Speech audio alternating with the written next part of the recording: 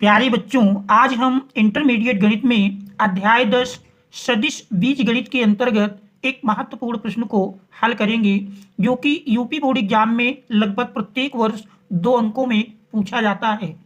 प्रश्न दिया है कि vector A cross vector B plus vector C plus vector B cross vector C plus vector A plus vector C cross vector A plus vector B का मान ज्ञात कीजिए। तो ये प्रश्न यूपी बोर्ड एग्जाम में 2 अंक में पूछा जाता है। इसको हम इस प्रकार से हल करेंगे। सबसे पहले तो हम इस दिए हुए प्रश्न को लिखते हैं।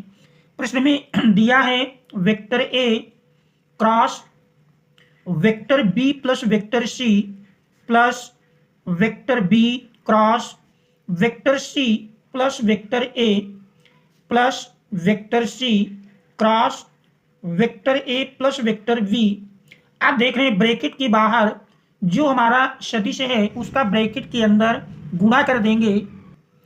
पहले वेक्टर ए का हम ब्रैकेट के अंदर गुणा करेंगे तो vector A cross vector B plus vector A cross vector C plus vector B cross vector C plus vector B cross vector A plus vector C cross vector A plus vector C cross vector B. इस प्रकार से bracket के बाहर जो सदिश हैं उनका हम ब्रैकेट के अंदर क्रॉस प्रोडक्ट के रूप में मल्टीप्लाई करेंगे। इसके बाद फिर देख रहे हैं vector A cross B plus vector A cross C लिखा है। हम जानते हैं सदिश की प्रॉपर्टी है वेक्टर ए क्रॉस सी ही इक्वल टू होता है minus vector C cross A. अर्थात सदिश को यदि आपस में हम चेंज करते हैं, बाद वाला पहले आएगा, पहले वाला बाद में जाएगा, तो फिर चिन्ह बदल जाएगा। ए क्रॉस सी को यदि हम सी क्रॉस ए के रूप में लिखें तो ये बराबर मिल जाएगा minus vector C cross vector A plus B cross C. तो इनको हम सभी चक्रीय क्रम में लिख लेते हैं, ए के बाद बी के बाद सी और सी के बाद फिर ए। इसी प्रकार से बी क्रॉस ए को हम लिखेंगे minus vector A cross vector B plus vector C cross vector A. इसी प्रकार से देख रहे हैं सी क्रॉस बी को यदि हम बी क्रॉस सी में लिखेंगे तो मिल जाएगा minus vector B cross vector C. आप देख रहे हैं और सरल कर लेते हैं तो A cross B plus minus minus vector C cross vector A plus vector B cross vector C plus minus minus vector A cross vector B plus vector C cross vector A plus minus minus vector B cross vector C. आप देख रहे हैं A cross B हमारा plus में है और देख रहे हैं आगे ए क्रॉस बी माइनस में दिया है, प्लस माइनस कैंसिल हो जाएंगे। इसी प्रकार से सी क्रॉस ए माइनस में और देख रहे हैं सी क्रॉस ए प्लस में है। अब बी क्रॉस सी प्लस में और बी क्रॉस सी देख रहे हैं माइनस में है। तो इस प्रकार से ये प्रश्न हमारा प्लस माइनस कैंसिल हो जाएगा। तो इस प्रकार से देख रहे हैं सारे पद कैंसिल होकर के बराबर 0 मिल जाते हैं। तो इस प्रश्न का आंसर 0 होगा। तो ये प्रश्न यूपी बोर्ड एग्जाम की दृष्टि से महत्वपूर्ण है। हम देखते हैं और एक प्रश्न देख रहे हैं। दूसरा महत्वपूर्ण प्रश्न दिया है, कह रहा यदि vector A vector B vector C मात्रक सदिश हैं और vector A plus vector B plus vector C equal to 0 है तो vector A dot vector B plus vector B dot vector C plus vector C dot vector A का मान ज्ञात कीजिए। तो देख रहे हैं इस प्रश्न में दिया है vector A vector B vector C मात्रक सदिश हैं अर्थात इकाई सदिश हैं। चूंकि vector A vector B vector C मात्रक सदिश हैं, मात्रक सदिश हैं, इसलिए mod vector A equal to mod vector B equal to mod vector C अर्थात इनका मापांक या परिमाण कहें ये बराबर 1 के होगा। फिर देखने दिया है vector A plus vector B plus vector C equal to 0। इसके बाद यदि हम सेल्फ प्रोडक्ट करें अर्थात स्वतः गुणन से, तो सेल्फ प्रोडक्ट में हम जानते हैं vector A plus vector v plus vector c dot इसी का हम स्वतः गुणन करेंगे vector a plus vector b plus vector c equal to 0.0। आप देख रहे हैं यदि यहाँ पर हम देखें तो ऐसी स्थिति में इसी को हम दोनों ओर का वर्ग करके भी निकाल सकते थे।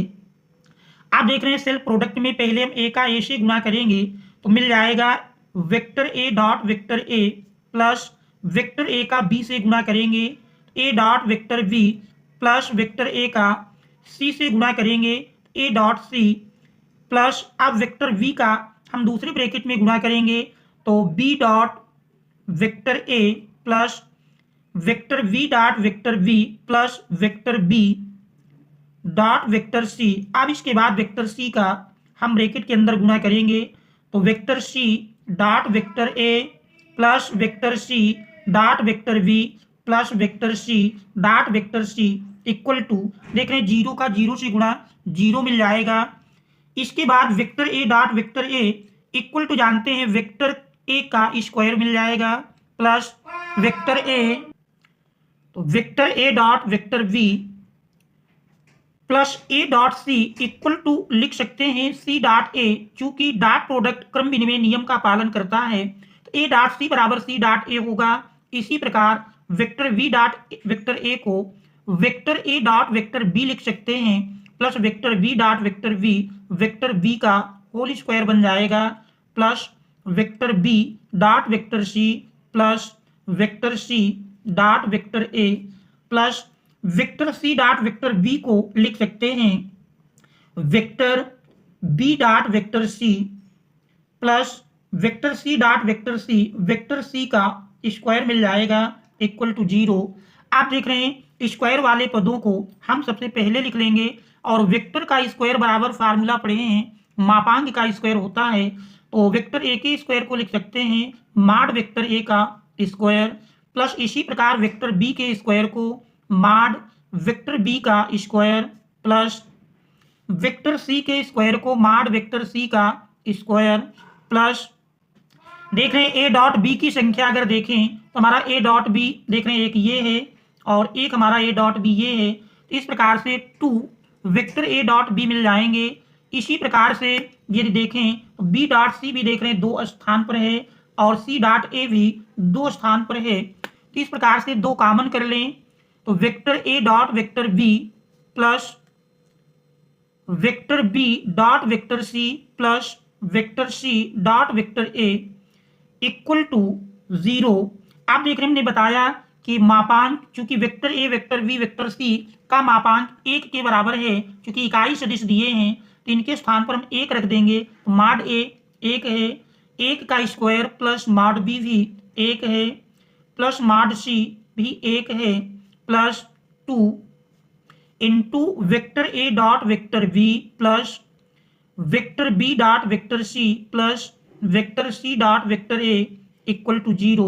देख रहे हैं 1 का स्क्वायर 1 प्लस 1 ये हमारा 3 मिल जाएगा 3 plus 2 into A dot B plus B dot C plus C dot A equal to 0। अब हम 3 का पक्षांतर कर लेंगे तो 3 देख रहे हैं इधर प्लस में है उधर ले जाएंगे राइट हैंड साइड में माइनस में जाएगा तो 2 A dot B plus B dot C plus C dot A equal to -3 या ए डॉट बी देख रहे हैं A dot B plus B dot C plus C dot A equal to -3/2। यही मान हमको ज्ञात करना था A dot B plus B dot C plus C dot A equal to -3/2। तो ये यूपी बोर्ड एग्जाम की दृष्टि से महत्वपूर्ण प्रश्न है जो 2 अंक में पूछा जाता है। तो ये हमारे इस प्रश्न का आंसर हो जाएगा। तो आशा है कि आप पूरी तरह से प्रश्न का हल समझ गए होंगे। फिर भी यदि कहीं कोई समस्या हो तो कमेंट्स के माध्यम से अवश्य अवगत कराएं। यदि चैनल में नए हैं चैनल को सब्सक्राइब कीजिए क्योंकि आगे आने वाले सारे महत्वपूर्णों का हल नोटिफिकेशन के माध्यम से आप तक प्राप्त हो सके। Thanks all of you for watching.